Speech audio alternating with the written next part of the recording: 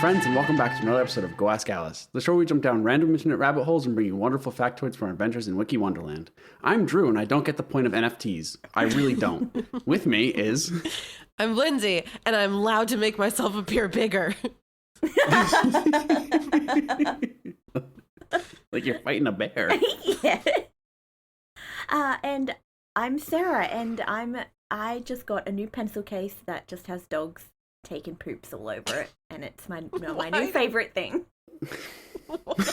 It's art. It is art.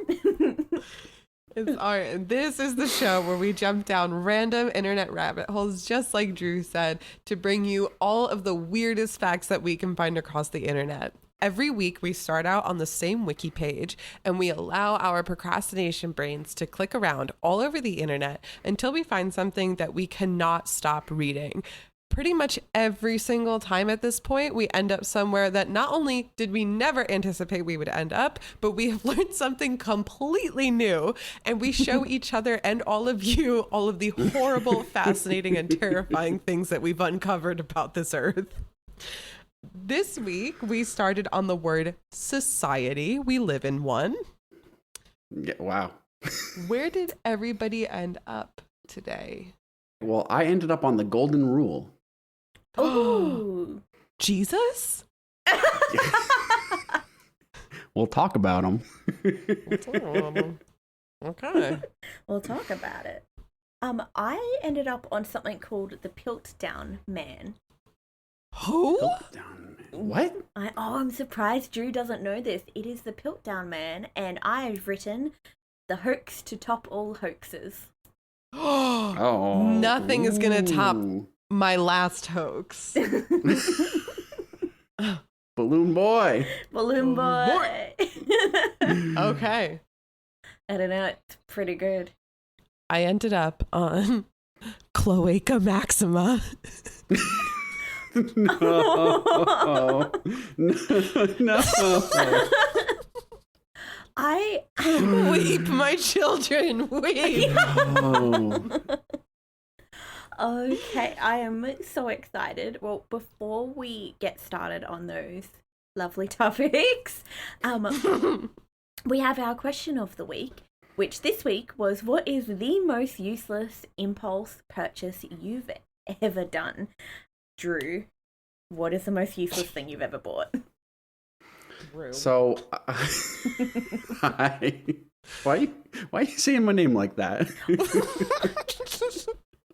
Drew. We all know you're guilty. I am guilty. So I bought a whittling set or a wood carving set. No.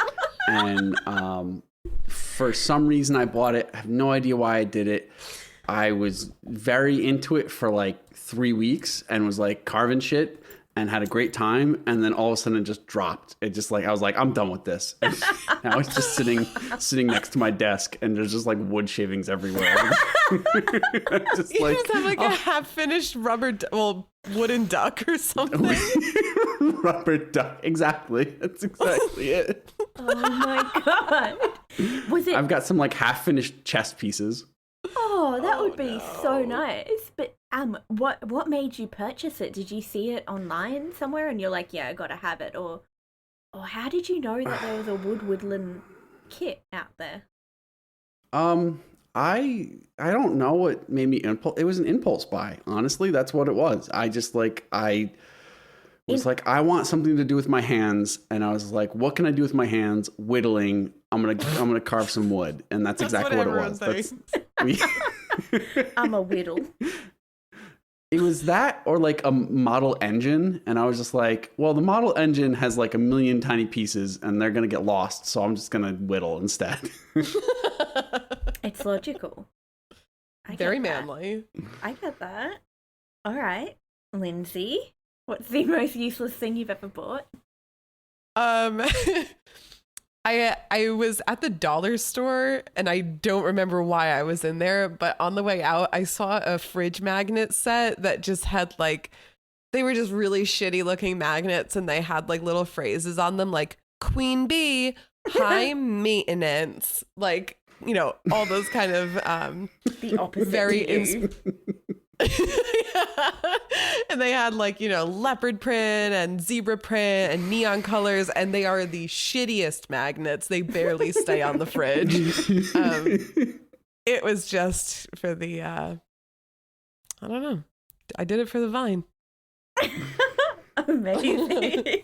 I really had no good reason to know. I just keep them. But I can't even hold up like a business card with them. They just like exist on my fridge as is. They're the worst magnets. Oh, I hate The worst magnets like that. I also have a few listener submissions. So Yes. Go for it. these come from total strangers on the internet. And if you guys listening would like to ever answer our questions of the week, just follow us on Twitter at GoAskAlicePod. I post them every week. And if your response makes me laugh, then you end up on the show. And it's pretty easy to make me laugh, as you know by now. So one user named Skink Mom, not a slur. That's a skink is an animal. Oh my goodness. Do they own skinks, do you think? Well, if they're calling themselves a mom, I want to meet their skinks. well, Skink Mom sounds particularly dangerous because they said, last week I bought a box of 15 fortune cookies because it was on sale. Wow. I have totally done that.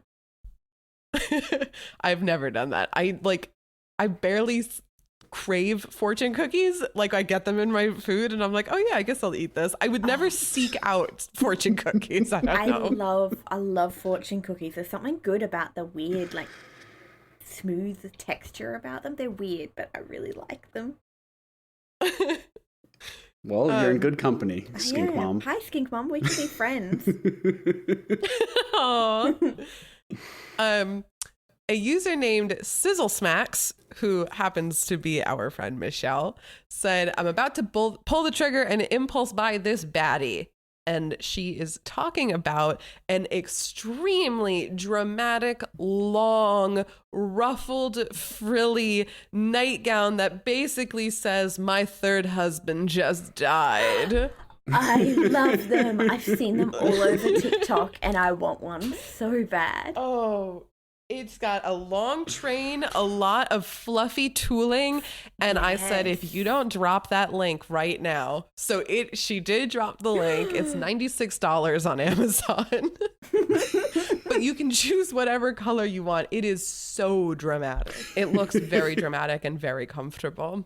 Nice. Although I really could have done without all the like, use it in your pregnancy photos. Like, okay, well, you just ruined it. Oh, We all know Lindsay's fear. Yeah. It's not so much a fear, just like a huge dislike. Anyway, the final one was submitted to us by Shivansi. And this one had a warning on it, and I still clicked on it in public. But it is extremely homoerotic statues coming from ancient Greece. And it is two men wrestling with their members prominently displayed. They are fabulous. They are very, very potent with energy. That's These amazing. are energetic. I wonder how tall they are.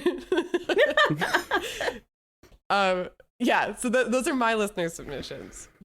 My most stupid impulse buy, which inspired this question, was I have a bad back. And so I'm constantly like in achy back pain, and I always like do a lot of stretches and stuff to try fix it, but every now and again it's so bad that nothing really helps. And I was laying in bed one night with such an achy back, and I don't know how. Facebook knows shit, and it advertised to me this like spine bender thing, and I'm like, yeah, Like a table? no, I'll put a picture up on the Instagram, it's like you lay on it and it arches your spine, but it's not a traditional roller. And I'm like, yes, that will solve all of my issues. So I bought it. Did it? No, it was like 80 American dollars. I bought it. Wow. Kind of forgot about it because this was like at 3 a.m. A couple weeks later, I'm like, it never arrived. So I clicked like the tracking link, and the website had like disappeared. It was no longer a website. And I'm like, oh, I totally got scammed. Okay. So fast forward like a month and a half later, this thing arrives at my doorstep. So it did arrive.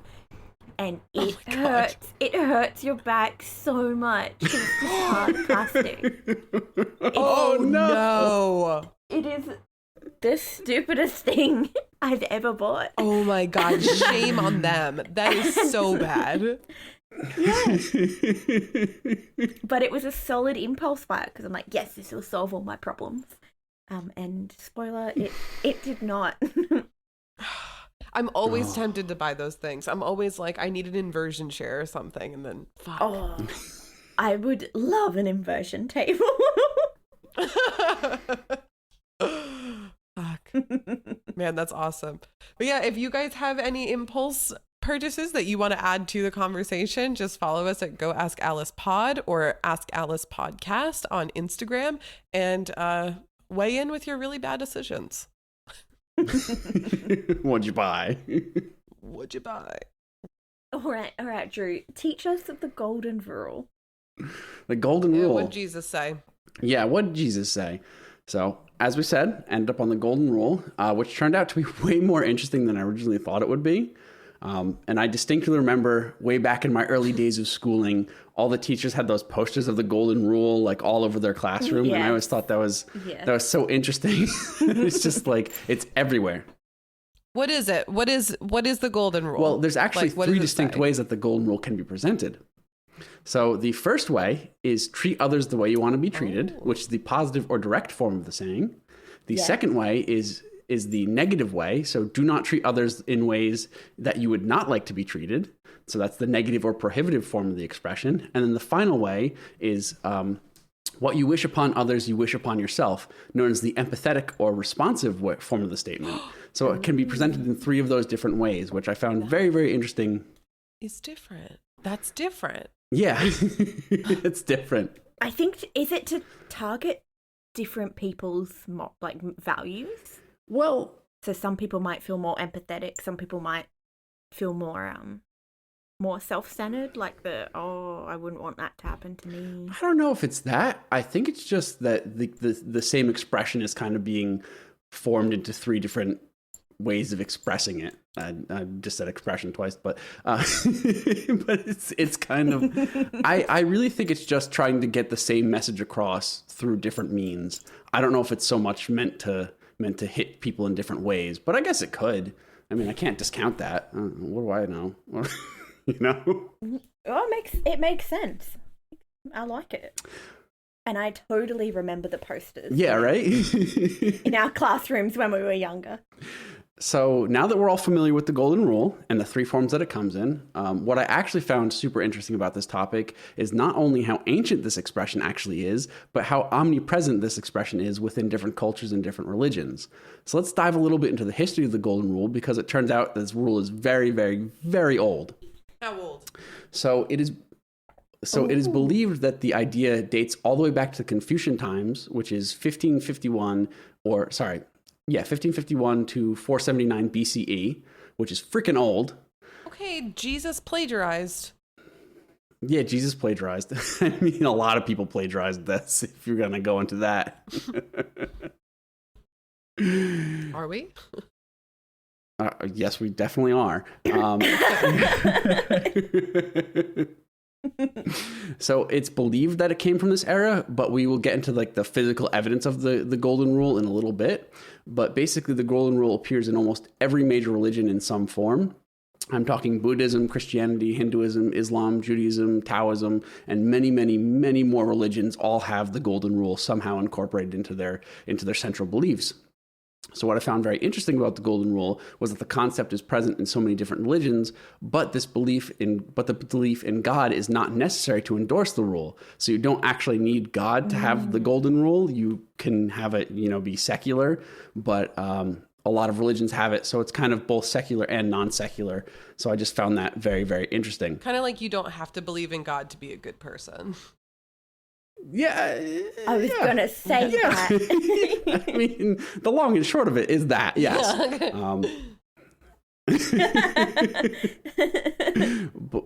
But it's love it. just very interesting that the golden rule appears in almost every ethical tradition that's just around the world. So it's kind of like it's almost an omnipresent concept, which I'm going to say interesting a million times because I feel like I say that a lot, but it's just interesting that it's so omnipresent. Already, it's pretty cool that like it really suits its name. Like, yeah, this is the golden rule. Like we can Golden rule, yeah. we can all agree that this is like fundamental. Yeah, we can all get behind this. So the physical evidence, we start on we're going to go through a little trip through around the world. So our first stop is ancient Egypt, where the earliest possible reference to the golden rule was recorded. So it's called the maximum of reciprocity, appears in the story of the eloquent peasant, which dates all the way back to the Middle Kingdom in 2040 to 1650 BCE. So it was recorded that the goddess Mat, or M-A''at, Ma'at, I don't know how to pronounce it. She's the goddess of truth, order, harmony, morality, and justice, said, "Now this is the command, do to the doer to make him do," which is kind of do unto others as they would do unto you. It's the golden rule. Just a lot more do's in there. Yeah, just a few more do's in there. Do. Do to do. What are you going to do with the do? The do. Jim Baker. How does he come up all the time? Oh my God, Jim Baker. Anyway, so also a papyrus scroll in the late period, so that's 1664 to 323 BCE, contains an early negative form of the golden rule, stating that which you hate to be done to you, do not do to another. So once again, super nuts how old this is, that it's present all the way back then, that, this golden rule is so old. That's kind of amazing too. I was literally thinking about this the other day, like what makes us different than animals, the classic question. And I was kind of like, well, I think that it has been shown that rats do have a form of empathy. Like there have been experiments where rats will save another rat that's in danger with or without any kind of prize, and they will wait to eat their treats like until the other rat has been rescued. Oh. So like I like rats. I think they get a bad rap. I do love rats as well. But I was bringing this up to say like this idea of empathy, or like the way that we recognize empathy is very interesting. And I don't know that it's really unique to humans, but it's also just so cool to see how far back in history it goes, because it's like, I don't know. To me, that's like a written record of love. Like it's like, this is how you love people, and we should make it a rule, like for harmony and peace. Like let's establish that this is what you should do. I think that that's really remarkable. 100%. Yeah, it's very cool how ancient it is that, this idea of reciprocity is like, I'm going to do to you what I want you to do to me is, it's just a very nice concept to have, being so ancient, I guess, is the long and short of it. Yeah. It's just cool. It's just really cool. Yeah. Yeah, it is. I'm so surprised because I would have just assumed that it was a Christian thing. And I don't know why. I guess because my schools, they were classic, like they taught Christianity. But I love that it's not. I know that sounds not nice, but I think it's fascinating that this whole idea, because you hear a lot of things. I was chatting to some workmates the other day about, you see some things with the different religions where it's like they're right, you're wrong. We won't see you in heaven because we're right. And that feels so opposite to this rule. Like, it shouldn't matter if you're right or wrong or whatever you believe in. Just like, do you want someone to be a dickhead to you? Probably not. Let's all be friends. Yeah. Yeah, let's all be friends. Let's all do unto others as we want to do unto ourselves. It's great. I like it. I like it a lot too, which is why I was so enthused about having this topic. So now we move to ancient India, where the Mahabharata, an ancient epic of India, which is usually dated to the period of 400 BC to 400 CE. There's a discourse between a sage and a king in which the discussion talks about the philosophy of understanding of values and actions that lend to good order, that lend to the good in life. So the discussion basically centers on one should never do something to others that one would regard as an injury to oneself. Anything else is succumbing to desire. That's the whole quote around it. That's kind of the whole golden rule in a nutshell. And this was also recorded in another text, the Tirakura, in the Book of Virtue, dated back to the 1st century BCE to the 5th century CE, where it said, "Do not do to others what you know has hurt yourself," or "Why does one hurt others knowing what it is to be hurt?" So it's just like it's very interesting. Again, saying interesting, God. It's okay. It is interesting. It's interesting how this is like a philosophy discussion. Hey, we're talking about philosophy. Hey, good pods. Our tags are good now. We're talking about philosophy. So it's just very interesting that...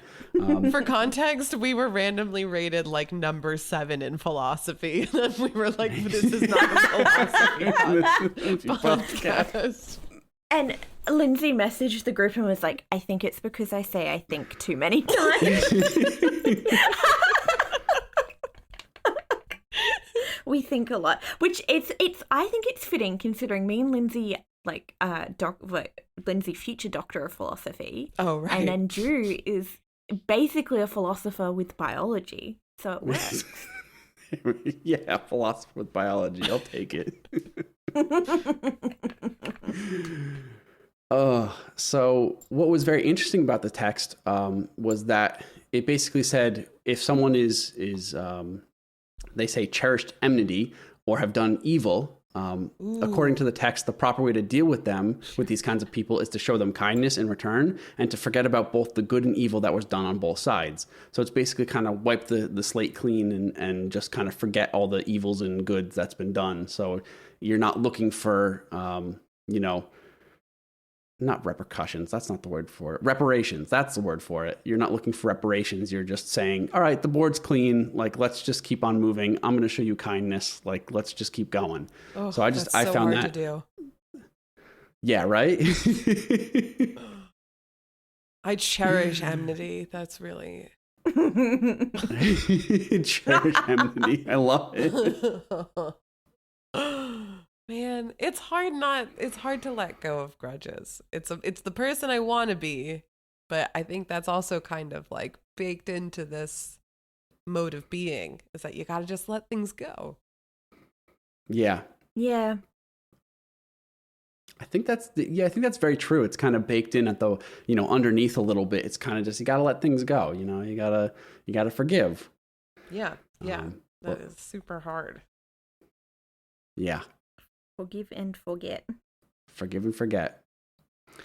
Anyway, now we move to ancient Greece, where the negative or prohibitive form of of this common principle was found in ancient Greek philosophy, where examples include avoid doing what you blame others for doing, what you do not want to happen to you, do not do it yourself either.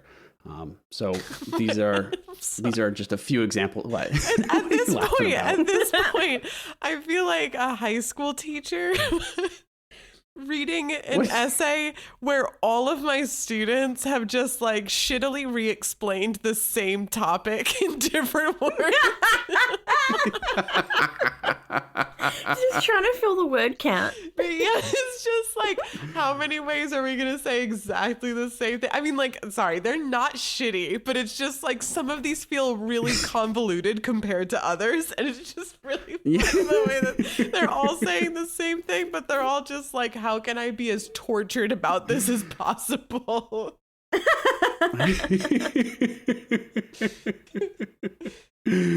Yeah, that's well, you're in for a few more of these, that's for sure. Oh, keep them coming.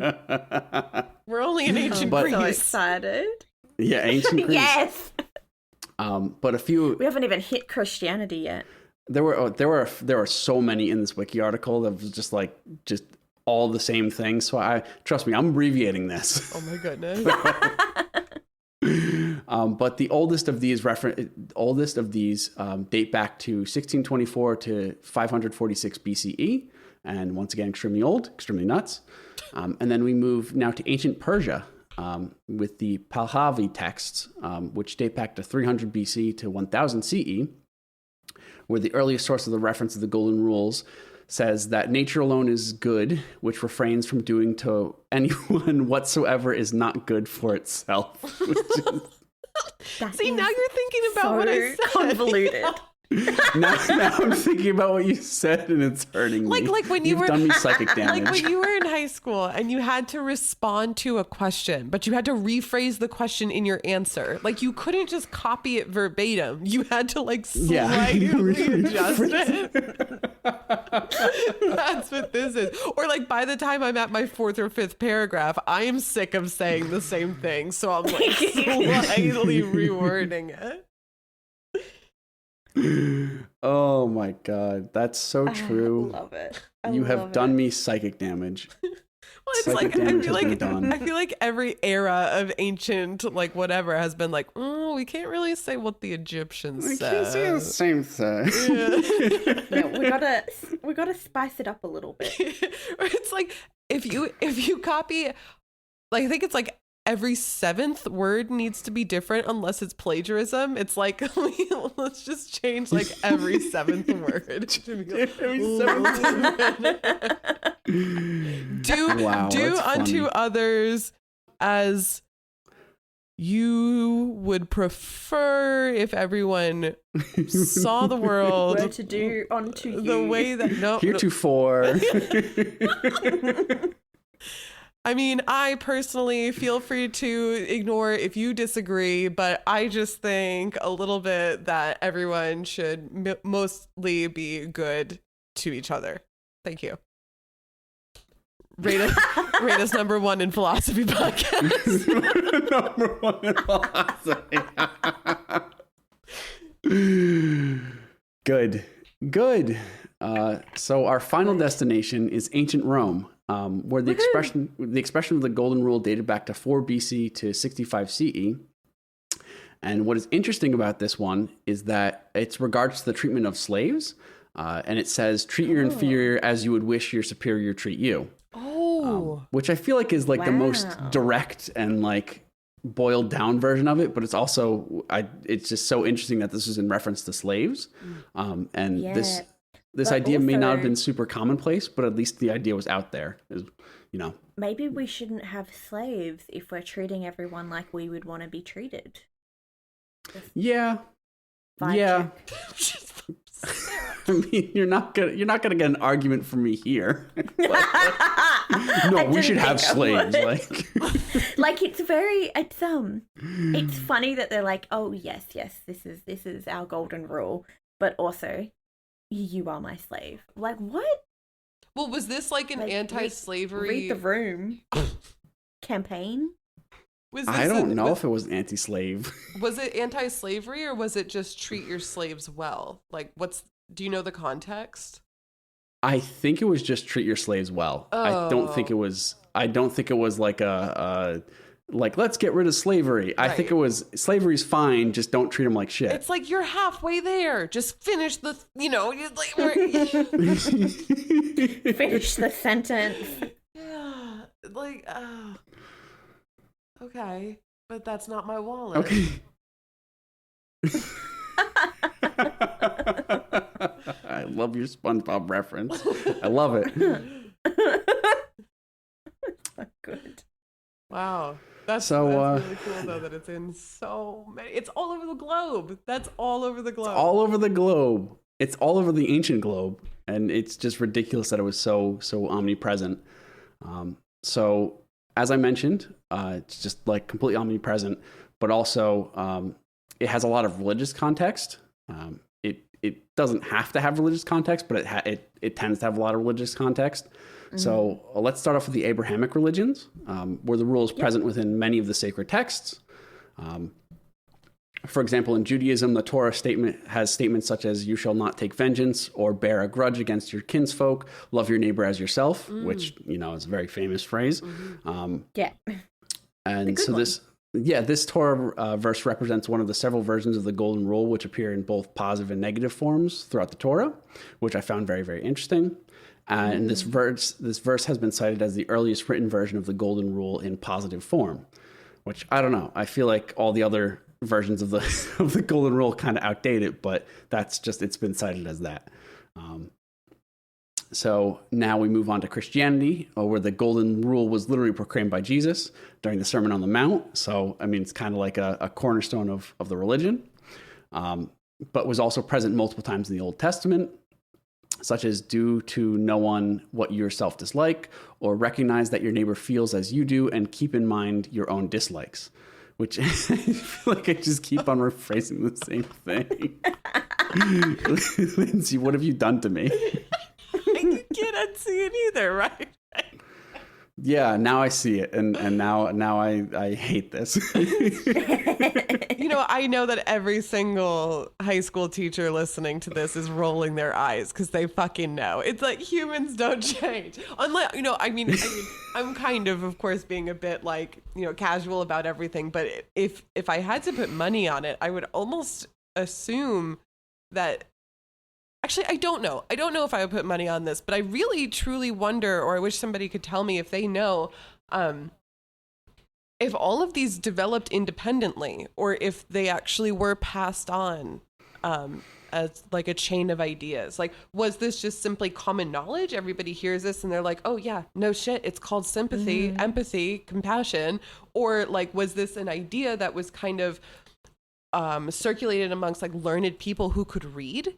Like, because you were saying these are preserved in a lot of texts and that's how we know about them. So was it that this was carried on through different religions and different philosophies, or was it just independently developed all over the world? I think it's probably a bit of both. Yeah, I would say so too. And I also think it's very almost impossible to say where an idea came from, because it's like, it's hard to really trace back that.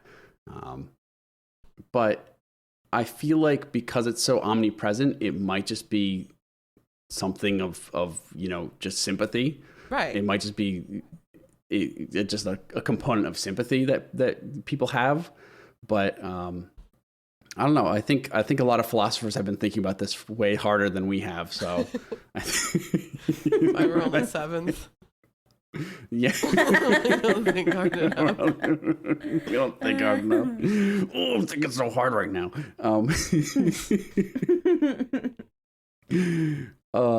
Anyway, so there are multiple other references to the Golden Rule throughout the New Testament as well. But I think we kind of get the idea of just how present and important the Golden Rule is to Christianity. Now, more interesting is Islam. Which is very interesting because before the advent of Islam, the Golden Rule was not known to be practiced in the Arabian Peninsula. See, this is what I'm saying. Instead, it was survival of the tribe that was most essential, and this survival was to be ensured by the ancient rite of blood vengeance. Oh. Which, blood vengeance is great. I love that term. But the advent of Islam brought about the teachings of, like, none of you truly believes until he wishes his brother what he wishes for himself, or, seek for mankind that of which you are desirous for yourself, that you may be a believer. So it became, more entrenched in faith, that, like, if you want to be a believer, you have to also treat people better. Which I found very interesting. In that shift of perspective that Islam brought, and how the Golden Rule is very important in that shift. And I just thought that was very, very interesting. Yeah. It's a big shift. It's very interesting too. Like, I know it's not literally brother, but like, I have two younger brothers, and it's very interesting to think like treating people the way that you would want people to treat your siblings. That is like a very powerful feeling. Or, there have definitely been times where, like, I used to take the Greyhound a lot, like between different, like, Greyhound buses between different cities. And there have been like a few times where it's like, I'm going from college city to college city, and there have been clearly lost and clueless little, college students who like don't know. And there have definitely been times where I'm like, oh my God, you're as clueless as my brother. Come here, you idiot. and, you know, like made sure that they got somewhere safe. Yeah. And it's been, you know, like very They're sweet safely. friendships. I mean, funny enough, these are kids who I would see like more than once on these random Greyhound trips, because I guess we're all just going between the same cities. But, you know, it's kind of just a nice way to take care of the world around you, is to, you know, somewhat superimpose your own family over these people and think like, you know, I hope a stranger would be really kind to my brother when he's inevitably lost in Central Station or whatever, you know. Babe, sorry to interrupt you. Yeah. No, that's fine. I think that's a very valid point, that, you know, how would you want to have not only yourself, but your siblings treated, or people in your family treated? I think that's a very good point, that, you know, that's because, you know, you might, we'll get to it. We'll get to that. We'll get to it. Anyway, what I was about to say. So now we move to Indian religions, such as Hinduism and Buddhism, where, as I mentioned before, the golden rule is very present within both these religions and among many other religions within the region. So once again, there's a bunch of different versions of do unto others as they would do unto you. So I don't feel like reading them out because now I'm conscious of it. No, I'm sorry. Oh, no. Fine, I'll read one. Hurt not others in ways that you yourself would find hurtful. There you go. There's your one. That's from Buddhism. See, it's fascinating to see all the different iterations.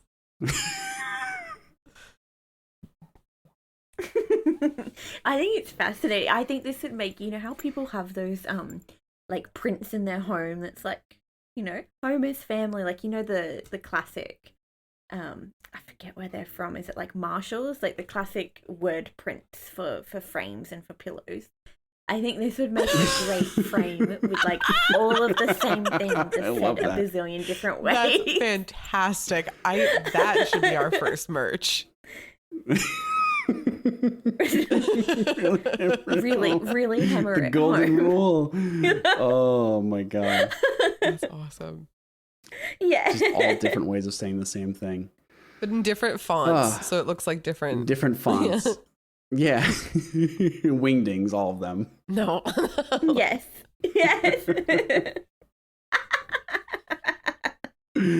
So now we last end up on the Chinese religions, such as Confucianism, Taoism, and Moism, all of which contain references to the Golden Rule. Once again, I'm going to have a bunch of them. So what you do not wish for yourself, do not do to others. Regard your neighbor's gains as your gains and your neighbor's losses as your own loss. Which is, I like that one a lot, actually. But it's very interesting that the Golden Rule represents a fundamental ethics within these religions. That it's, you know, it's a ethical standing point for a religion that we can all agree on. It seems. That we can all. Well, actually, funny you say that, because in 1993, the Declaration Towards a Global Ethic from the Parliament of the World's Religions proclaimed the Golden Rule as a common principle for many religions, with over 143 religious leaders signing the declaration. Ooh. So it was acknowledged as being like omnipresent and also, you know, accepted by so many people. Wait, now my new perspective on this is just some all-knowing being is like, one of these has gotta stick. Just keep sending the message. I don't have to say it forwards, backwards, inside out. Just one of these. One of these is gonna get it right. So I actually wanted to share an iteration of this that you didn't say that actually changed my life. Go for it. Okay. So, I actually, Drew knows this, but I think maybe this is the first time I'm saying it, at least on the podcast, is, I've had an eating disorder in my own past. I don't remember if I told you that, Sarah, but I identify. I also had one. Okay. Wow. Okay. Woohoo. Yeah. ED club. Yeah. Yeehaw for mental health issues. Yeah, we're fucked up. So I was hospitalized with an eating disorder almost 10 years ago now. It's fine. It was honestly one of the greatest things that ever happened to me. And I'm very happy to talk about it, especially if anybody needs someone to talk to about it. I'm very happy to talk about it. But when I was in the hospital, they said to me, treat yourself the way that you treat other people. And I realized that that's maybe almost opposite of the golden rule, but it truly fundamentally changed the way that I look at things, because it was very true that a lot of the things that I would say to myself are things that I would absolutely never say to anybody else. I think we all have a very loud inner critic, and we beat ourselves up. And I think that if I tried to hold anybody else to those standards or tried to beat people up in that kind of way, it would just be awful. I wouldn't have any friends, and I wouldn't want to treat people that way. So, it changed the way that I treat myself, actually. So reflecting the golden rule also internally, I think, is also an equally important thing. Yeah, that's amazing, because that's also one of the things that my psychologist back in the day, like, got me to do, was write down all the different things that I thought about myself. And then she's like, okay, would you say that to your best friend or to your partner? And I'm like, God, no. And it was the same thing. It's like, well, why are you treating yourself any different? Like, if you wouldn't say it to someone else, you don't say it to yourself. And I'm like, good point, ma'am. Yeah, it's just a simple question. Would you be friends with yourself? And it's like, no, because I'm treating me like shit. And then it's like, oh, well, that's how you start to turn that around, is you start to just be a little bit nicer. Yeah. But yeah, I just wanted to tack that on as a final iteration, I guess. Contemporary iteration. The best iteration. They also mentioned Wicca as well, for the religions, which has the golden rule, like, not tacked on, it's not right, like incorporated into it is what I meant to say, which I found very interesting as well. They mentioned a lot of religions, and I was just like, this is too many religions. So how do you pick? I picked and choose. I'm sorry to all the other religions. Oh, no. I apologize. You're not getting into some of the heavens. Yeah, well, I'm not getting into most. Me too. I've got a lifelong ban, I think. That's okay. I'm getting into all of them. Anyway, in a secular context,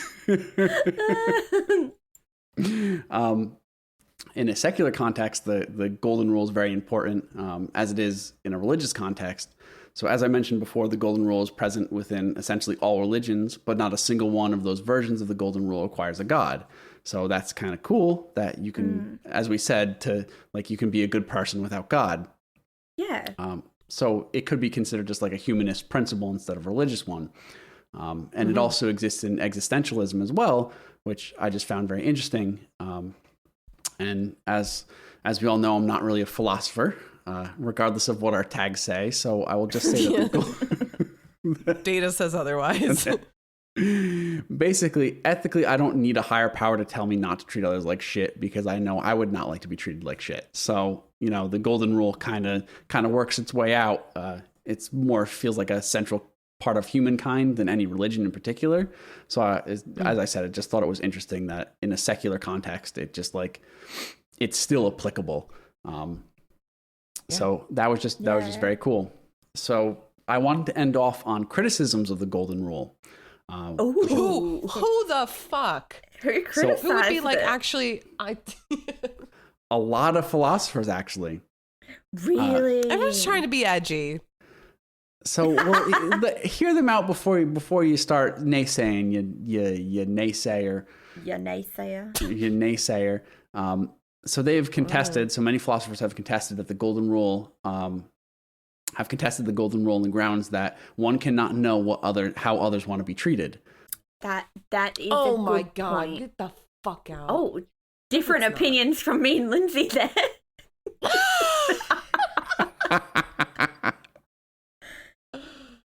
Okay. This is why I'm going to heaven. They do. Oh, stop rubbing it in. Bye, losers. Bye. Losers. Sorry, Drew, go on. No. They do concede that you can, of course, ask them how they want to be treated, but if you've not reached an understanding, it may be difficult to do so. That's what they say. Oh, wait a minute. Colonialism. Yeah, Lindsay. Wait a minute. No, but no, wait, that actually makes sense though. Cause okay, like if we bring up like the idea, like the concept of like the noble savage or like whatever, you know, like when like colonialists would come into like a completely different environment, completely different culture, and they'd be like, oh man, we gotta like completely air quotes modernize. We gotta help them. Yeah, like they called it helping. They were not helping. Did not help. So we can definitely agree that they weren't helping, but I'm saying that maybe in this circumstance, if they thought they were helping, then I guess if you asked them, they probably were abiding by the golden rule. Yes. That's what they're saying here, is that if there are differences in values or interests between the two people, their tastes may not be the same. I mean, tastes is not the best word for it, but no, but that's kind of what. But yeah, it wouldn't be the same. And if you not have shared values, then the way you want to be treated is not going to be the same way that they want to be treated. And this has been brought up with one of my favorite quotes. So some fanatics have no aversion to death. The golden rule might inspire them to kill others in suicide missions. Wait, what? The most extreme example. Was that a Wiki article? Oh, yes, you bet it was. Oh my God. Okay. I forget which philosopher said that, but that's true. What it was. The golden rule may or may not apply to suicide missions. May or may not apply to suicide missions. Yeah, wow. I thought this was very extreme, but I think the point still stands that if you don't know how someone wants to be treated, you should not assume that they want to be treated the exact same way you want to be treated. So I think that's a valid criticism. You guys, I was ignorant. moving swiftly upwards to another criticism. Another example is differences in situations, where the example given is a prisoner who is convicted of a crime could appeal to the golden rule while asking the judge to release him, pointing out that the judge could not or would not want to be sent to prison, him or herself, so he or she should not do that to others. Oh my God. So I think this is completely ridiculous. But it's like true. But it's true. The golden rule does not stipulate any situations where it can be used. It's said, do unto others as you would do unto yourself. And that's the, there's no like subtext there. It's just purely that. So there's logic behind it, but it's also a little ridiculous to me. But I do agree with the logic behind it. So I feel like the criticisms are valid, but I feel like it still stands that the golden rules is kind of a good thing at the end of the day. You know what I mean? Yeah. Yeah. So that's the golden rule in a nutshell. A little bit about the history and the context of the golden rule. So, I'm so shocked that you ended up there. What do you mean? Because you just like famously don't enjoy religion. And this is like not the first time you've talked about religion. Like I'm learning about you. I'm learning about you right now. I find religion fascinating. I don't like it, but I find it fascinating. Okay, so we're going to move on from the golden rule, treat others like you would like to be treated. And maybe the person at the center of this story did not treat others like he should have treated them, because he was a bit of a con man. Ooh. So gossip, girl. This is some not ancient gossip, some contemporary gossip. So we're going to explore the Piltdown Man. So we're going to set the scene. So it's 1912. Cars were super rare sight around the town in England. Only the very, very rich had a car. World War I was about to begin. And also a fun fact I found was the Oreo cookie was invented. So that's, it's not a bad time to be alive. It's a time though. It's a time. It sure is a time. And a man named Charles Dawson claimed to have found the missing link between apes and modern-day humans. Oh, shit. So, Charles Dawson, my. He was an amateur archaeologist. I feel like I don't wanna diss anyone who's an amateur anything, but it's always a little sus when like an amateur like archaeologist or whatever it is makes a huge discovery. I don't know. Like sometimes you're like, yeah, you go get it, and then other times you're like, sus. No. Yeah, but no, yeah. So Charles Dawson, an amateur archaeologist who initially studied as a lawyer, but he had the nice luxury of just basically being able to just follow his dream, and a lot of it came from his father's footsteps because his father used to really like collecting and studying different fossils, and so he could afford to just do that as much as he wanted, and he did. And he had the nickname, so he lived in Sussex, England. He had the nickname of the Wizard of Sussex because he had a remarkable knack for finding rare and spectacular archaeological finds. That's awesome. All of them in Sussex. Nowhere else, just Sussex. This sounds a little suspect. Oh, that was a good one. It wasn't. It's good. Don't even start with me. Calm down, you two. I'll save it for after the episode. Golden rule. Shut up. Okay, so this guy, he likes to go digging around the town. He's, apparently really good at finding rare and amazing things. He's got some friends who are real archaeologists. And one day, he is apparently digging in a plistone gravel, so like an old gravel bed that are, reportedly hundreds to thousands of years old. And he's just having a little dig. And he finds the skull fragments and like primitive tools of something he thinks is not quite human and not quite monkey.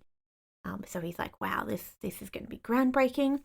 And he takes all of this and he contacts the Natural History Museum, and he got the head of geology, Arthur Smith Woodward, to come and help him to figure out what did he find. So he's convinced some people pretty high up that this is the real deal. And so what he actually found, it wasn't like a full skull, it was just little fragments here and there. So like maybe a little bit off the top of the cranium, or, a bit of a jawbone. So it was bits and bobs, so not a full-on perfectly preserved skull. So they had to do a lot of modelling to try to figure out, well, how big would this skull have actually been, given the jawbone, given these fragments. And Woodward did a lot of that because he was an actual geologist and archaeologist. So he worked to reconstruct the skull fragments, and his hypothesis was that they belonged to a human ancestor from about 500,000 years ago. So Woodward found that the skull was very, very similar to a modern-day human. However, the occiput, which I've got here, is like the base of the spinal column. So I guess if you can feel on the back of your head how it, when you feel from your neck into the back of your head, you've got that little bip. It's like you can cup it a little bit, that bit of the bone. Was not similar to being a human's at all. And it appeared that this brain size, from modelling, what was the actual head of this skull, it was about 2/3 of a modern human, so a much smaller brain than modern day humans.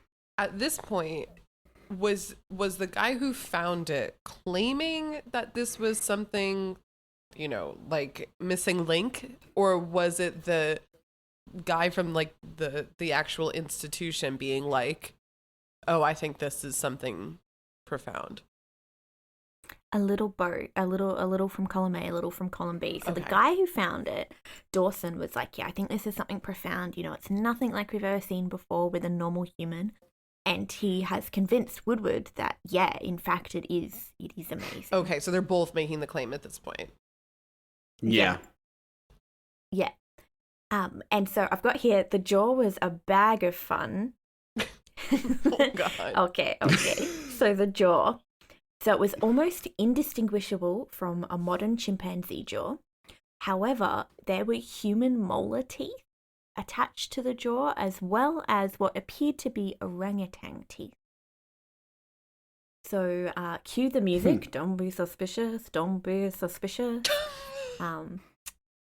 So it was very suspicious. And from the get-go, other researchers were like, what the fuck is going on here?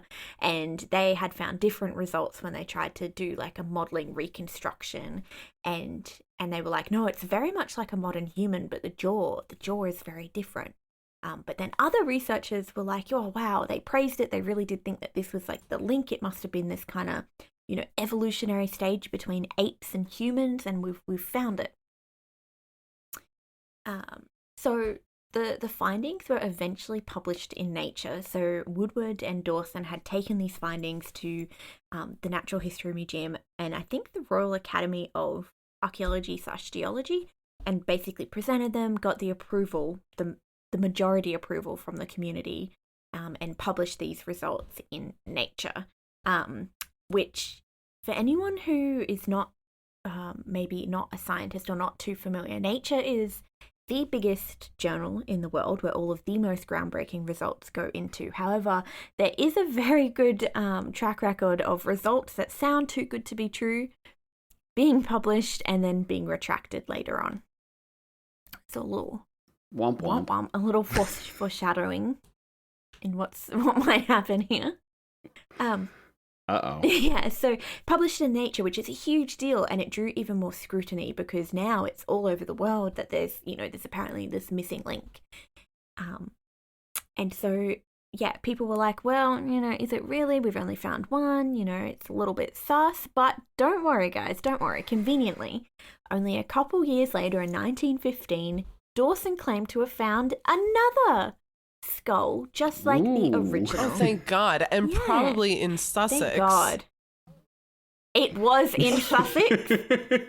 It was a couple kilometers down the street. Of course. Why didn't we think to look there? Wow.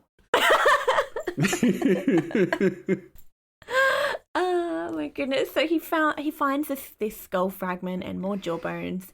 But he would not disclose the location where he found it. He wouldn't even tell Woodward. Like, he wouldn't tell anyone from the National History Museum, like, telling nobody. So he's very secretive, which, I mean, don't be suspicious. Don't be suspicious. Very fucking suspicious. And what's interesting is, to this day, people still actually have no idea where the site was because he was so secretive about it. Nobody knows exactly where he got it from or where he supposedly found it. Yeah, so unfortunately, Dawson, the discoverer, actually died of septicemia before the new findings were announced to the world. Wait, pause. Does that mean like his cut got infected? Yeah, it can be like an infection from, you either got an open wound or you had surgery and something went wrong. Or you had an injection that, wasn't clean and things like that. Oh, okay, so... Yeah, so sepsis. So and it was an early death because he was only in his early 50s. So it was super unexpected. I don't think he didn't plan on dying. Okay. And especially before the second skull could be revealed and awed by the world. So he ended up dying, and what is a shame about this is he takes a lot of secrets with him. So the second skull was taken by a heap of people in the community as proof of the authenticity, because they're like, wow, we've got two specimens now. They both have similar jaw bones, similar type shapes. This has to be like a human ape species. So people were buying it, and they bought it for decades. Absolute decades. So this was back in the 1910s. It wasn't until 1953 that Time magazine published evidence proving that the Piltdown Man was a forgery. Stop. Yeah. and it's amazing. So they demonstrated that the fossil was a composite of 3 distinct species. It consisted of a human skull from the medieval ages. Oh. Yeah. So okay. this guy, I totally. he went grave robbing. Oh my God! I totally expected him to have just like purchased a dead body like people did back in the day. No, he went grave robbing? Well, he either went grave robbing or he purchased it dodgily. Because it was a middle-aged body. Oh my God. Dodgily. What are the chances that he did find a middle-aged specimen? I don't know. I mean, probably not crazy if he was digging around the place. He was probably finding all sorts of bits and bobs, I guess. Maybe he just found it on a dig and was like, this is it. This will be my specimen. I'm going to tape it to this. That poor person. If anyone makes a forgery out of my skull when I'm dead, I'm going to be very upset. I, on the other hand, would be thrilled because otherwise I'm going to be anonymous. I'm not living for much else, so. Everybody note that down. All right. So, so we got a medieval age body. We have a 500-year-old lower jawbone from an orangutan. Okay. And we've got chimpanzee fossilized teeth in there. So we've got So what about the hodgepodge. human molars? I guess they were from the human skull. They must have carbon dated to the same time. Oh, okay. Okay.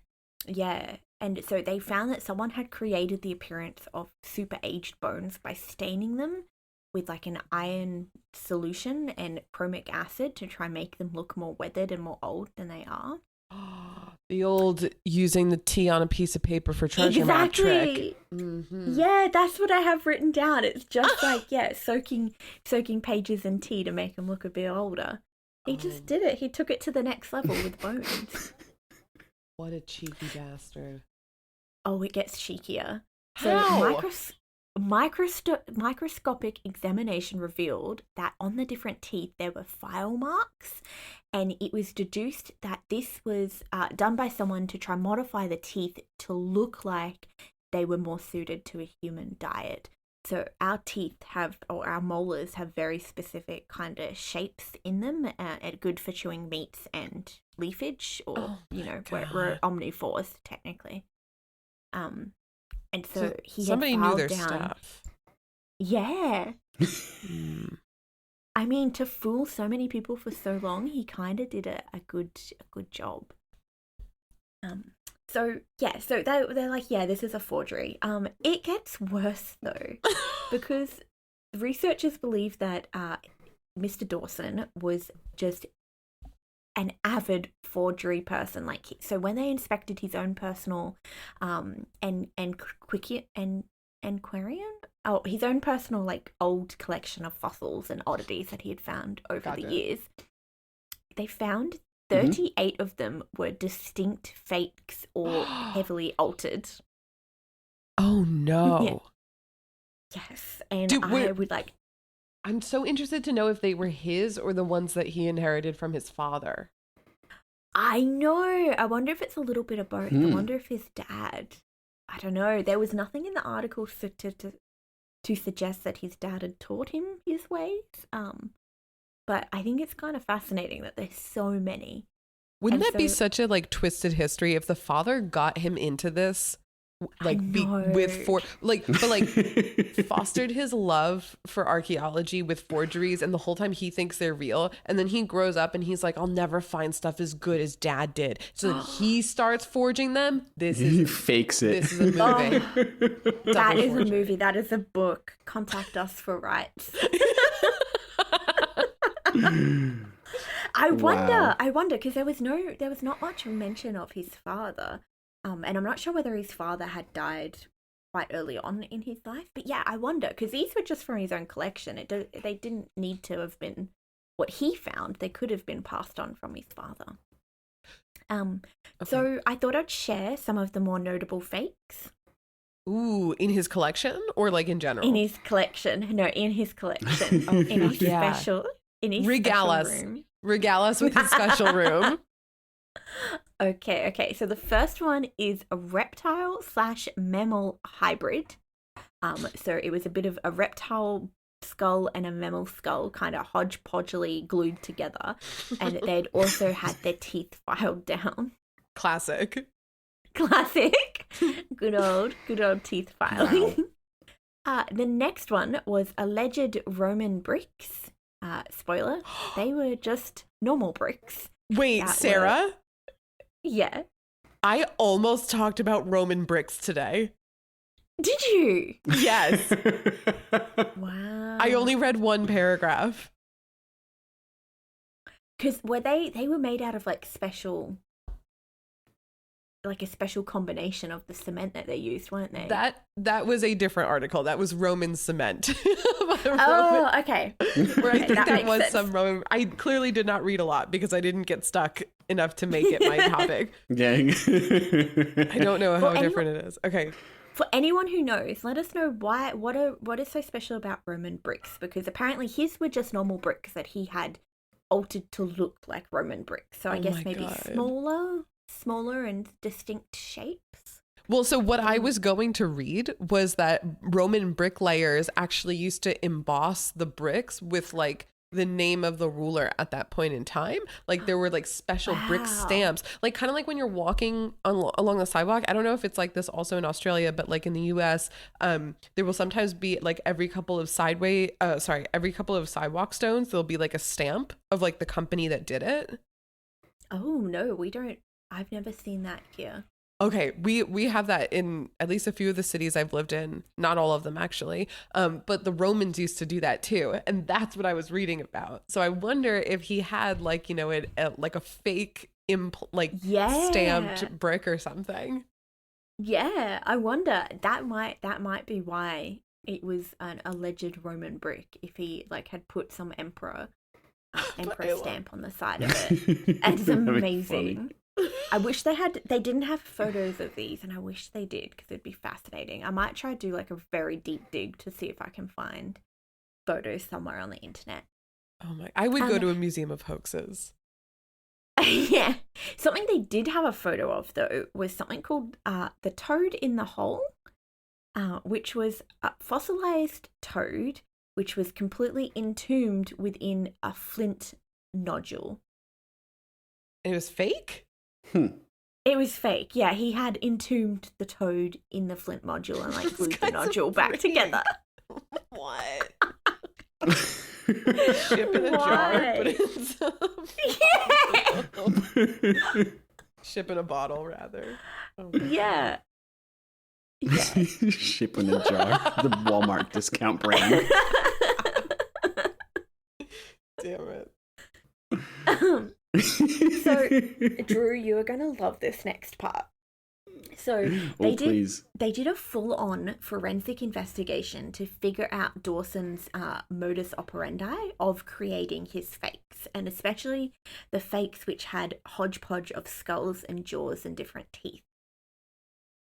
So they found that he would first apply the stain to try to age the appearance of the bone. He would then pack any of the crevices with local gravel to try and make it look like it had been there for a very long time. And then he would attach the teeth from other animals with a mixture of gravel and dentist putty. And I wrote down, this reminds me so much of Lindsay's fucked up Barbie doll with squirrel teeth. Oh my God. For the record, I used hot glue because God knows not to give me dental putty.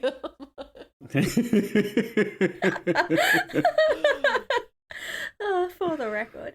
But isn't that amazing? And so even cooler was they were able to do DNA sequencing from the teeth of the two different skulls, and they found that the orangutan teeth that were across the two different skulls, they belonged to the same orangutan. So he just had one, and he's like, let's stretch this as much as it'll go. Yeah. Oh yeah. The poor orangutan. Where does someone get orangutan teeth? Like, is that just something you can get? I don't know. Well, this was back in the day, so we must have had to have, like, I don't know, because orangutans are definitely not native to Sussex. Yeah. Wait, so what became of Woodward? Like, maybe he had a hand in all of this. Oh, okay. So there's a whole segment of were there more conspirators or was it just Dawson? Ooh. And they are pretty certain that it was just Dawson, because even Woodward was not privy to some of the knowledge of, you know, where he found the bones. He was never there when the bones were found. Yeah, so they think that poor Woodward was just bamboozled by this very charming person with a bag of lies. Wow. Yeah. Yeah. And to wrap it up, so thanks to this absolute shit show of a hobby by Dawson, the Piltdown Man actually significantly affected our early research on human evolution. I was going to say, because you I'm sure know it did. what? I went and fact checked this. At the time of recording, you know, it's February 2022. This is like the 5th or 6th episode. I've just told the date for no reason. But this is not my thing. Thanks for dating us. True. Yep. I'm just going to start off every episode. Today's date is... Today's date is bing bong. But what I was going to say is that right now the current president is Biden. And people talk about how old Biden is. Biden was born in 1942. So I just want to say that there are politicians in government who, like, when they learned science in elementary and middle school, still believed that this specimen was real and the science of this specimen was real. It's crazy, hey? Yeah, like these people make our laws and this is the education that they were receiving. Hopefully they've done an up-to-date biology course.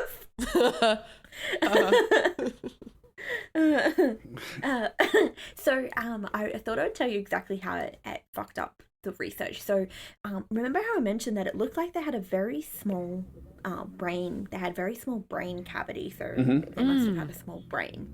But they had a jaw that it looked like the jaw was also a bit funny looking. So the research was being focused around this time from this discovery of trying to understand how the human brain expanded the size, so it's much bigger than a chimpanzee brain, but smaller than a modern human brain, but the jaw was that of a chimpanzee. So how did the brain get bigger before the jaw had even adapted to new and different types of food? Specifically like red meat. Yeah. And so even real other human specimens, so for anyone who's maybe not so up with all of the different types of humans, so me. Humans, yeah, we have. I'm not. Like, this is news to me. I'll put a nice chart on their Instagram. So we have an insane amount of different human species. So we are just one species, Homo sapiens. And you've probably heard of like Homo erectus, you've probably heard of Neanderthals, but there's many different types of other humans that belong in our species that were all, they died out over the last, hundreds of thousands of years, with different species becoming more dominant. And so they had found in the early 20s, they'd found in Africa two really important early human species. But because they didn't fit with the theories that was thought to be the evolutionary path of humans having a bigger brain before a different jaw, they kind of just put them to the side. And they didn't return back to investigating them for decades later. And they really were not the missing link, because there is no one missing link. Evolution isn't just hops, from one species to another. It's very complicated and diverse. But they had just, kind of put that on the back burner. And over 250 peer-reviewed papers have been written about this one particular find over the years. My God. Wow. So we discredited the right stuff. Yeah. And then just for a little bit on the wrong stuff. God. Yeah. It's crazy. And it's crazy that Dawson died before he could even see the chaos he caused. Do you think I want to believe that he would have stopped it at some point. Like, whoa, guys, don't, it's not that. Yeah. I don't know. He got it published in Nature. I think he was fully on board with it going as far as it could go. I think so. Damn, what a slimy bastard. Yeah. So treat others the Piltdown Man. He did not treat others the way that he would probably want to be treated. Bitch. That's amazing, Sarah. That is terrifying. Yeah. That's a great story. Oh, thank you. I was reading it because I'd vaguely heard of the Piltdown Man when doing like different biology subjects, because I had a biology minor when I was in undergrad, and I remember knowing that it was a big fuck up of like the wrong idea of what evolution was, and it's still used, this is very sad. It's still used to this day. Some conspiracy theorists think that the disproving of it was all a hoax, and that humans were direct ancestors of apes, and it's just used for bad science. And yeah, I thought it was fascinating, and also just a little disappointing that good science was avoided for a little bit by accident. Yeah. Mm-hmm. I think it is staggering to think that this existed until the 50s. Yeah. Though, speaking of the 50s, this is a bit of a side tangent. I was listening to a whole podcast about how tobacco companies just completely lied about the damage that was being done from smoking cigarettes beginning in the 40s and the 50s. And fuck me, it was a wild time back then. It's a wild time now, but if you had enough money, you could get away with anything, which I feel still stands true today. It's kind of true today. Yeah. Are you guys ready to learn about Cloaca Maxima? Yes. Oh, you bet. What do you think? What do you think it is? It sounds naughty, but I don't know for sure. Is it? Maybe. Drew?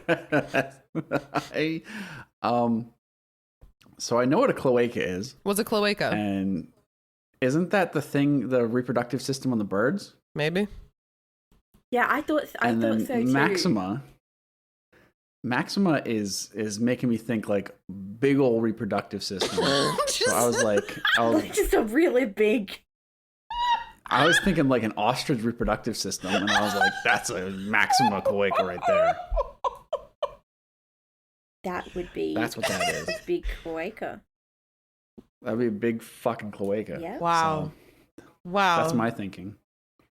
These are basically all the same places my mind went. Let me tell you, I was hooting and hollering when I picked up this.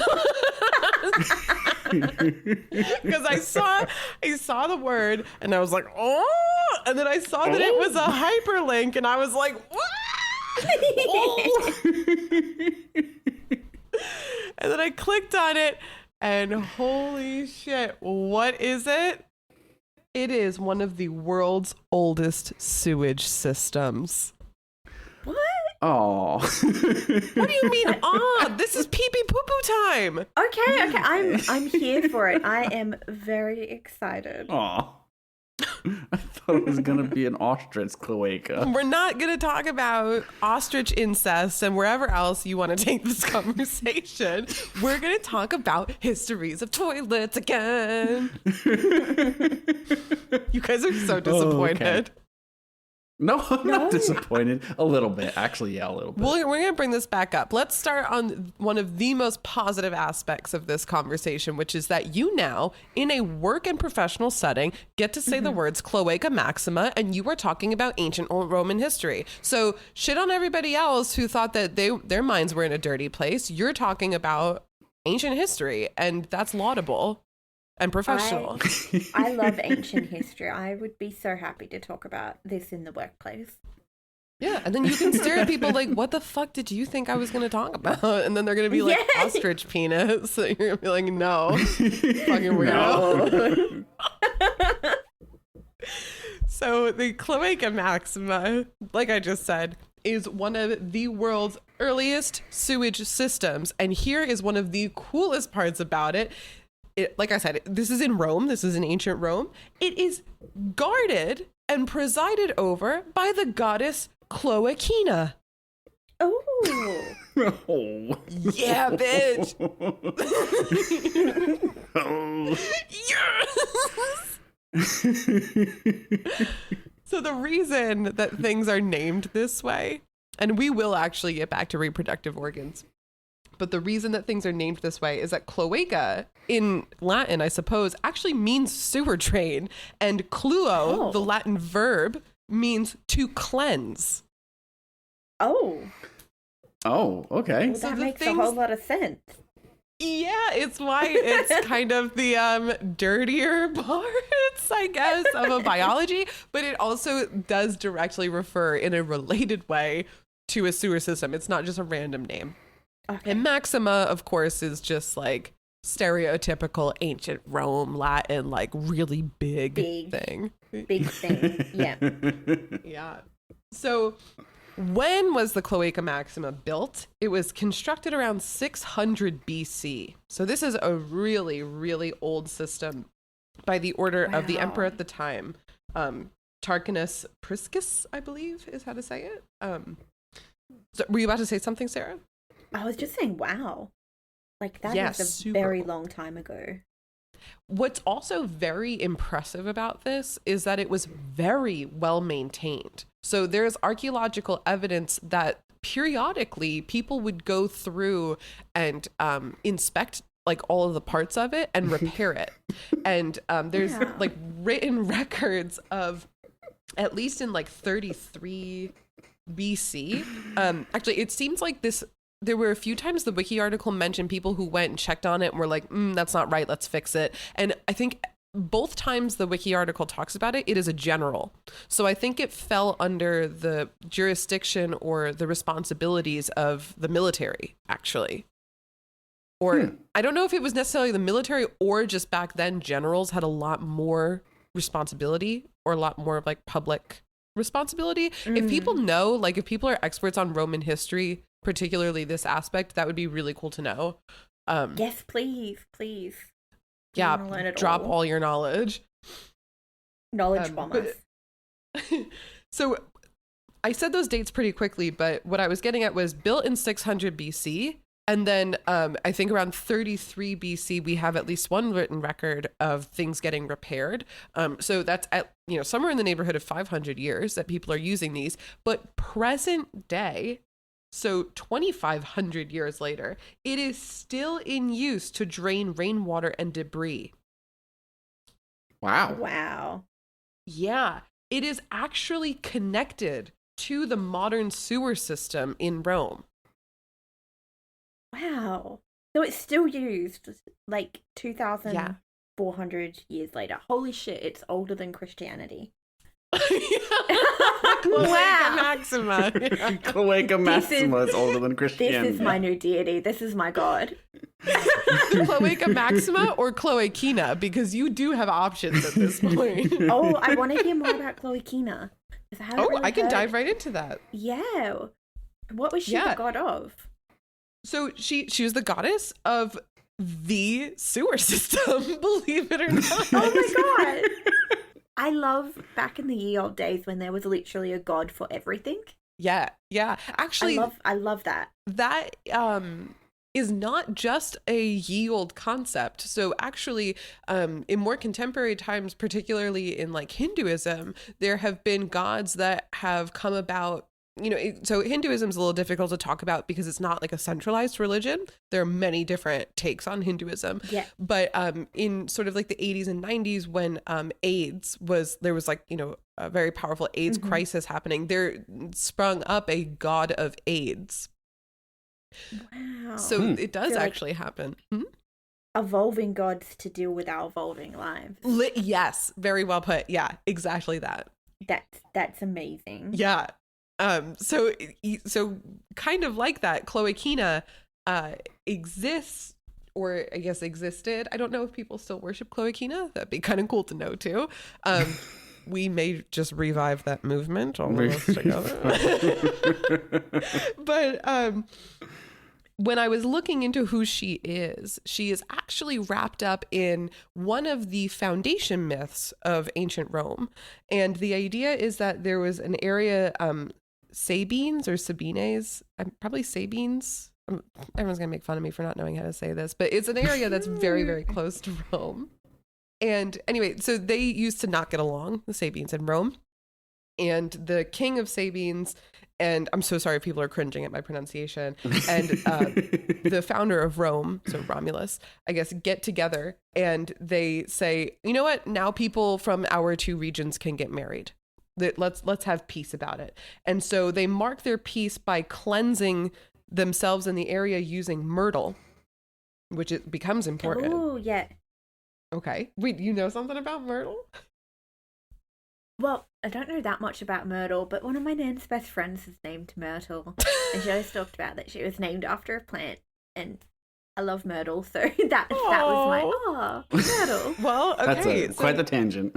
No, actually, though, you can come back to her with this knowledge. So... Well, she's dead. Oh. Oh my God.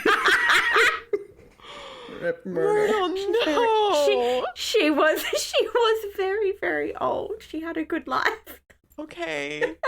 Oh no. I'll tell Nen though. Nen will get a kick out of it. Okay, good. So myrtle, the plant, was used kind of in this ceremony, this cleansing ceremony, and this took place near a small stream. That, again, this is like the origin myth of Rome, or part of one of the foundation myths. This cleansing sort of ceremony took place at the top of a stream that would later be the main outlet of the Cloaca Maxima. So this whole event took place where they're like, yeah, let's get along, let's have peace, our people can marry, and they cleanse themselves with myrtle. And myrtle is a symbol of the goddess Venus. And it represents union and peace. And we're also at this point like, yeah, now our people can like intermarry and everything. So Cloacina, the goddess, is also the purification of sex within marriage. Oh. Ooh, cool. Yeah, which makes me think a whole lot of implications in there, because it's like, oh, is sex like bad if you're not married? I didn't know like the Romans kind of felt that way. Not sure if that's what that implies, but it's at least to say like, oh, if you have sex while you're married, that's now like a purified, sanctified sort of thing. And Cloacina, as a consort of Venus, or I guess as a friend of Venus, is associated with that and does that sort of cleansing. Wow. Mm-hmm. So she's not just the goddess of the sewer. She's also the goddess of your marital sex, I guess. I don't know. But like I was saying, this area, this in the origin story once was a small stream, is the place that it was kind of foreshadowing is the Tiber River, which I think like is, you know, at least a recognizable landmark when it comes to especially ancient Rome. So the sewage of the city drained into the Tiber River. And like I said, it's still connected to modern infrastructure. So it still is connected to the Tiber River. But what it was used for in the city at first is that it drained, apparently there were marshes nearby. So they used it to drain the marshes. They used it to drain sewage. And the sewage, I could not help myself, would come from toilets. Yeah. Yay. It would come from public. Baby poo time. Baby boo boo. It would come from public toilets, bathhouses, and public buildings, which taught me a little bit about like what kind of sort of plumbing. So like you've heard, of course, about the Roman aqueducts, I'm sure. Mm-hmm. Yes. So you've heard of the aqueducts bringing water to the city. That was like one of the most amazing feats of ancient Rome. So they had sort of plumbing to the city, but this brought water out of the city. So that water gets used. And the purest water was, of course, potable drinking water and things like that. And then the, I guess, second order, not as clean water was used for kind of like the same way that you prioritize water in like an RV or a motorhome. You've got the water that you're allowed to drink, and you've got the water that you're allowed to flush in the toilet. Pretty much that's how it was. So this is what I was getting at before, was that I didn't realize that like public buildings, for example, probably had plumbing in them, or I guess toilets. Like I just still don't know, regrettably. I don't know a whole lot about ancient toilets. So I didn't know if there were some in public buildings, but it seems to imply that there is. But private homes, even rich homes, the article says, used cesspits, which are basically just pits of baby poo-poo. So it's not as though all private homes were connected to this sewer system. It was a little bit more towards the main infrastructure of ancient Rome. That makes sense. Much easier to handle. Yeah. So, as you can imagine, I have very little else to say other than, well, maybe you don't see this coming. I saw this coming. Who ended up in the rivers and sewers? Well,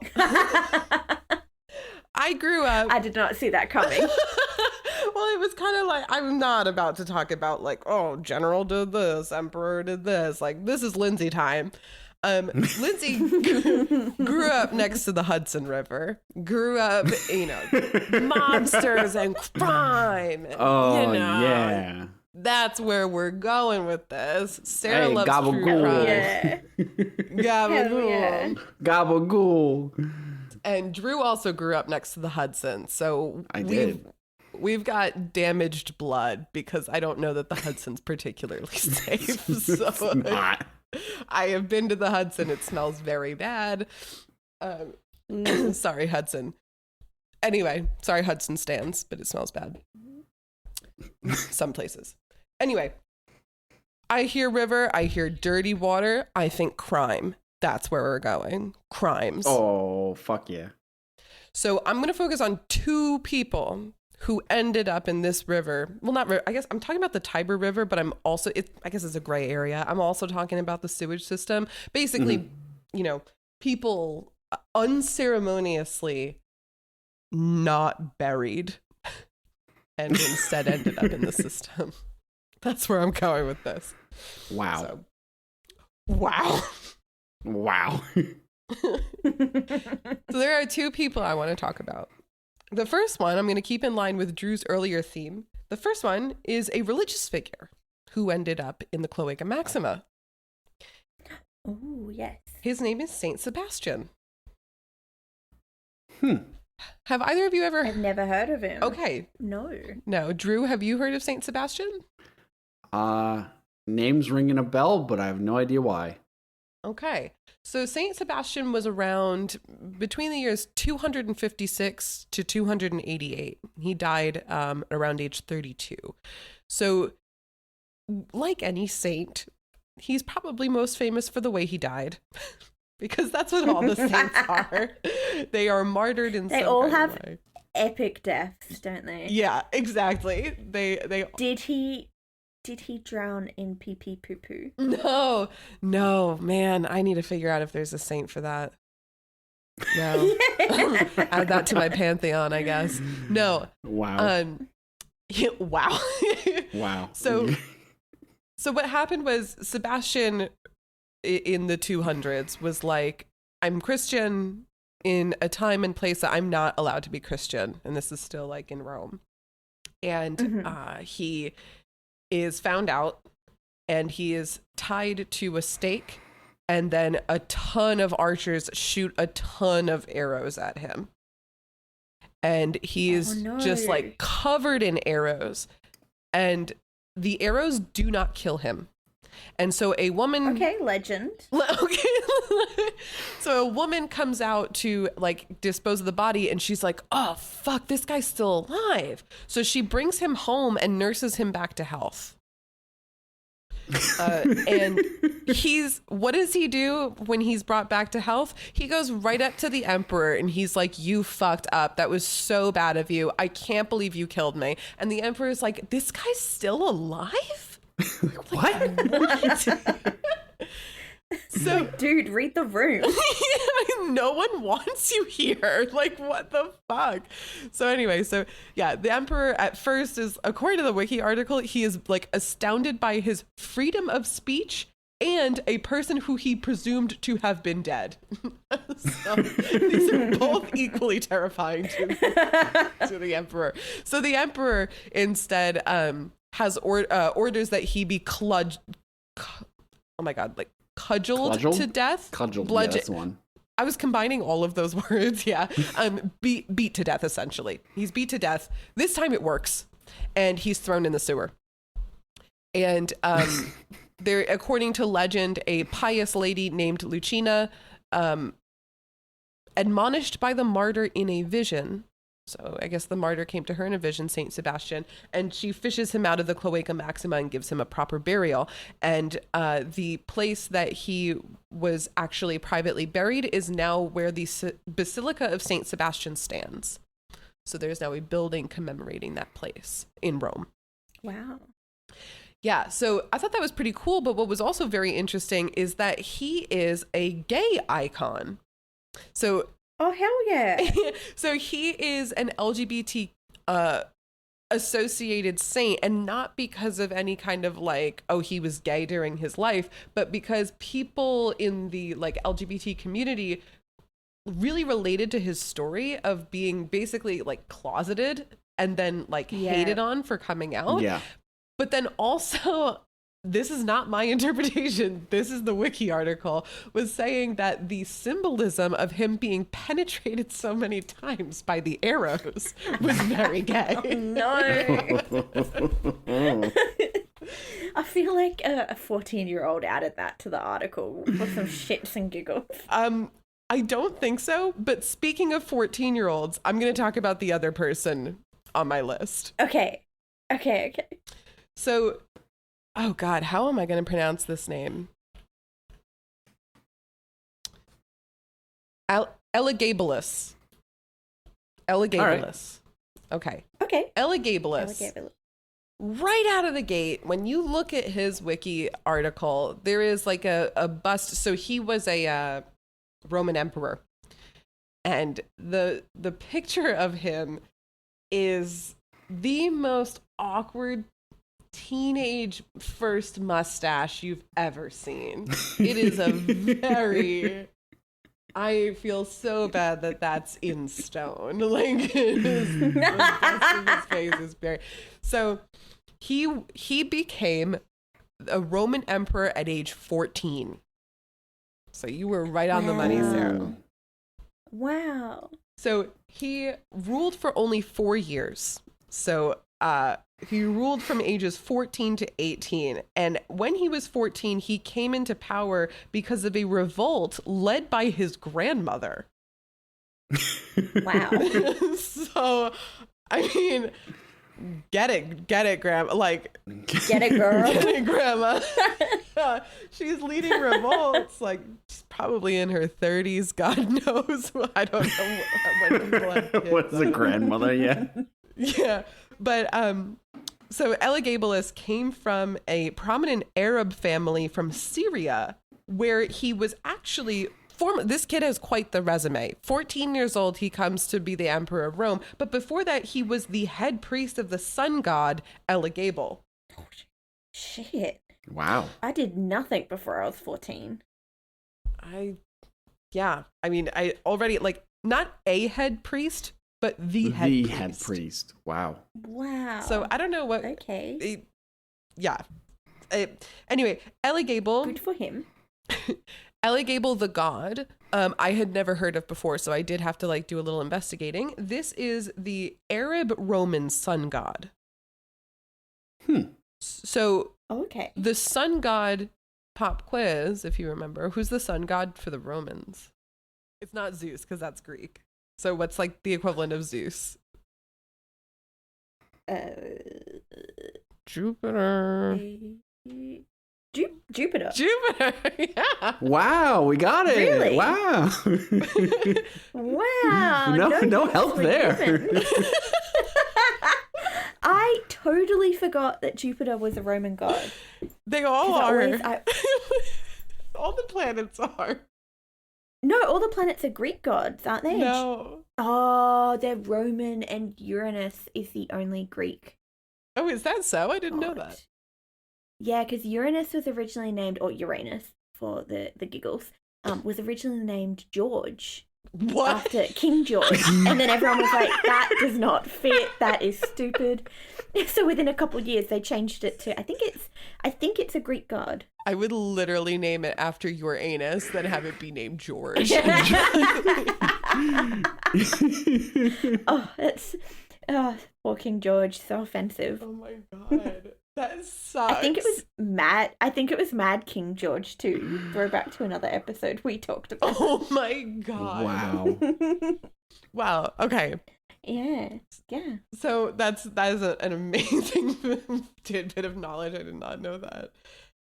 Thank you. So Elagabal is the sun god according to the Arab Roman sort of pantheon. But like I was kind of hinting at, the Roman sun god is Jupiter. So there's a little bit of a conflict of interest. This guy's coming in with a huge bias. He's literally head priest. So he comes in and he's like, oh, all this Jupiter shit got to go. You're going to all worship Elagabal now because that's my favorite. Oh, that's a little controversial. Yeah. I'm guessing people did not take it well. They did not.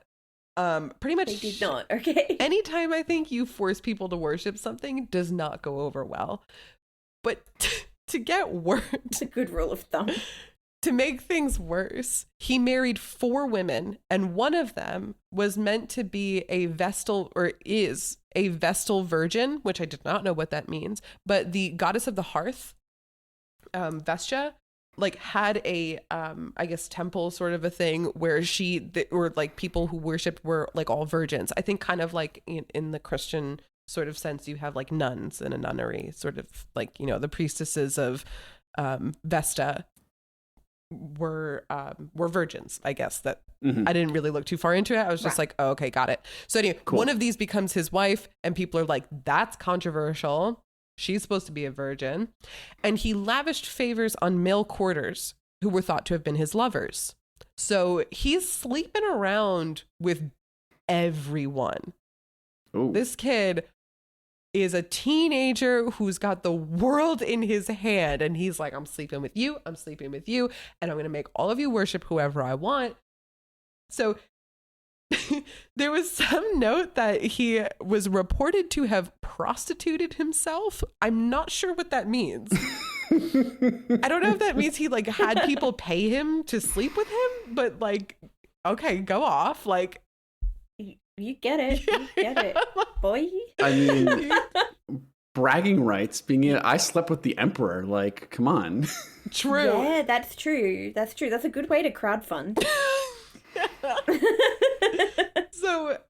So he is making a lot of enemies in a lot of spheres, you know, religious, and then I guess like some kind of socio-political sphere of just kind of sleeping around a lot, upsetting a lot of people.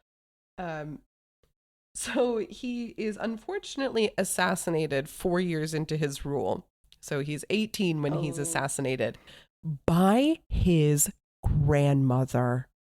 Oh, the one who started the revolution. Yes, she also led the plot to his assassination. Wow, she was a bad bitch. She was, and she did it so that she could put another one of her relatives in power. Wow, this would make a great TV show. Yeah, she was holding all the strings, or pulling all the strings behind the scenes. Like I agree. Like I want to hear more about this family drama. Me too. I want Judi Dench to play her.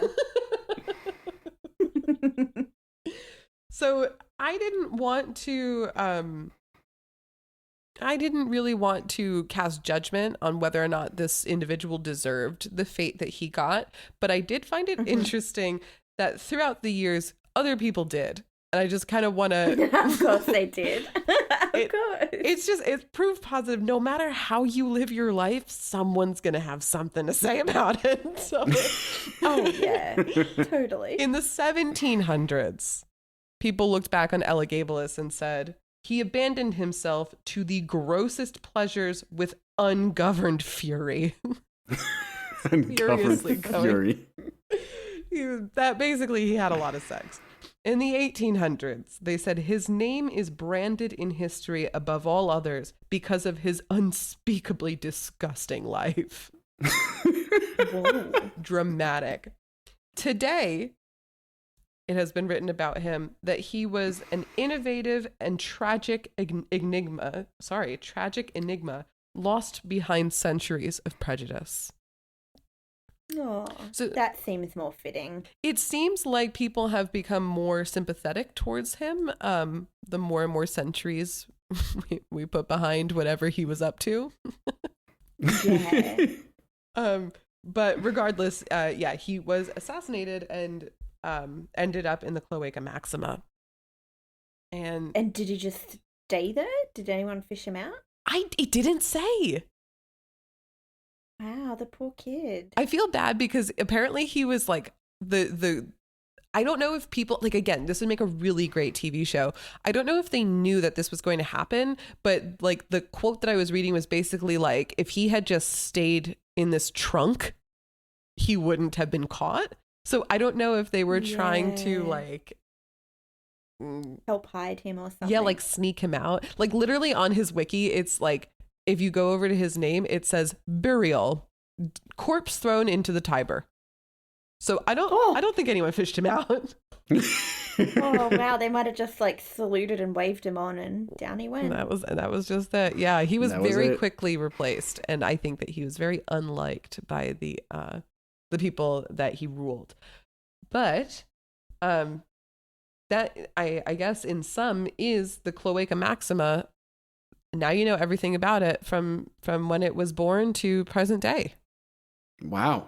Yeah, I love it. I thought that was so unexpected to what I thought it was going to be. Yeah, same.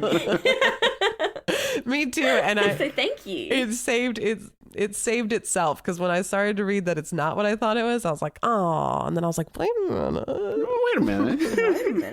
Wait a minute. Got some No, I think that's great. Thank you. Yeah, it was fantastic. I loved it. You guys are sick. Probably. You're right. You're right. Yeah, you're right. You're right. We accept that. I feel like every week I need to like profusely thank everybody for listening, because they say don't make a podcast about things that you wouldn't want to listen to, but I also think that maybe not everybody wants to hear about pee-pee poo-poo history. So I really don't have a sense of myself. But I love listening to what you guys brought. Thank you so much for your awesome topics and teaching me something this week. And thank you to our listeners who came in and answered the question of the week. That added so much more like excitement and high strangeness, especially because now I want to buy that robe. Yeah. Yeah. If you would like to hang out with us, if you want to see bonus material, if you want to just say hi, please follow us on Go Ask Alice Pod on Twitter. And Go Ask Alice Podcast on Instagram. thank you so much for listening, you guys. Thank you for hanging out. And we love Steve and Robin and Cam from Twitter and everyone. We love everyone. We love all our listeners. Bye. Bye-bye. On that note,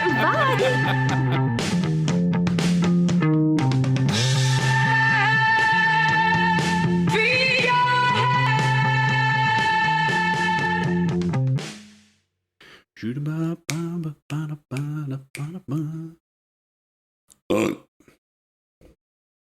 I apologize. Excuse me.